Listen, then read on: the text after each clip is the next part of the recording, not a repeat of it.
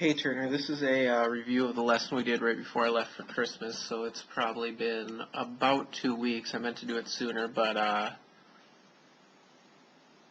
got busy with the holiday season. So on the left we have your swing as you were warming up. You're hitting about an 8-iron in that swing, and on the right is after we talked about making a couple changes, and you're using, I believe, a 6 hybrid in that swing. The yellow swing, or the yellow line on either screen, is what's called the turn shoulder plane line, and that's basically drawn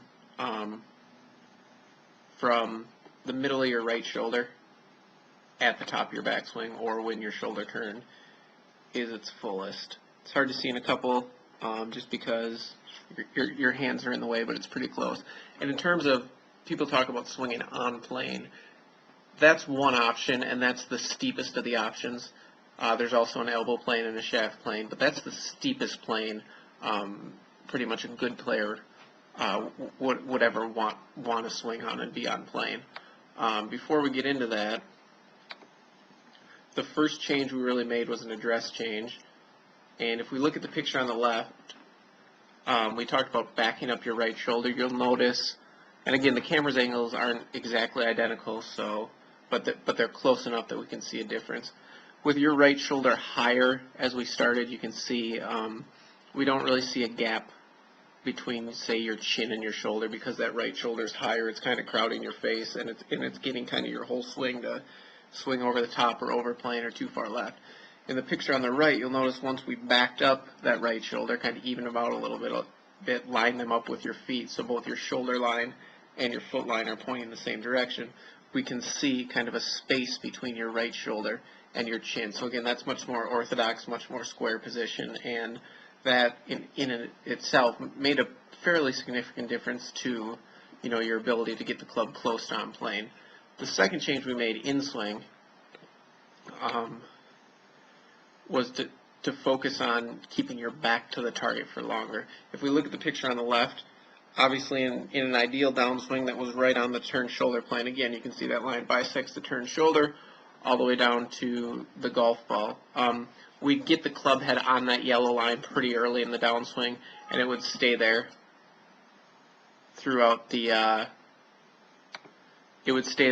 rest of the swing, or the rest of the downswing. So if we take a look at this, we can see the club shallows a little, but then because of that early unwind, the right shoulder is real high, the shaft actually steepens, and the club head is way outside that line, and that's where we see this big gap here. So that's over the top, over plane, outside in, however you want to say it.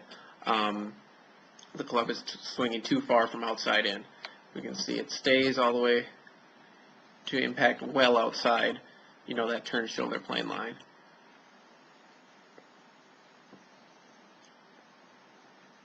If we look at the swing on the right, again, this is a combination of making that little change to your address position and then just focusing on keeping your back to the target, which allows you to attack the ball a little more from inside out. And what we're going to see is as we track the club down, the shaft definitely flattens out or gets on plane, which we see, almost all good players do. And as the club swings down, it's right on essentially that turn shoulder plane, which, going forward, I guess we'll experiment a little and see if, turn shoulder plane's ideal, or if, you're more of an elbow planer or whatever. But let me wind that first picture back so you can see the difference between the two positions. And because they are different clubs, again, they're not perfectly comparable, but and that's why you see on the left picture with the 8-iron, that plane line's a little steeper because the shaft's shorter, you are closer to the ball. As we move down further, again, we saw the club way outside your hands. As we look at it with the hybrid, again, your back staying lower, your right shoulder staying back a little longer, your back's to the target a little longer, and we'll see that club is swinging essentially right down and to slightly outside the shoulder plane, as opposed to here to look kind of in the same position, more or less way outside that shoulder plane. Again, you can see you're a little more wound up. We can still, over on the after picture, still see a little bit of the outside of this left shoulder, the inside of your left chest, where because the right shoulder's higher, you're unwound more.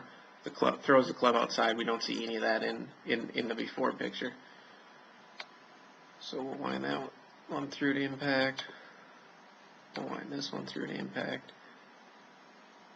And all the way through to finish. So I mean, for a kind of a quick half-hour lesson and not really talking one thing about what we're going to do with the club or the face of the club, pretty dramatic improvement. And I know you mentioned you want to get on planes, so I mean, this just kind of demonstrates kind of how quickly how quickly you can adjust the plane of the golfer, and you know how good a job you did of basically getting from way over the top to more or less exactly on the turn shoulder plane in a very short amount of time. Definitely things to still improve on, but well on your way to, you know, swinging on plane as you were looking for.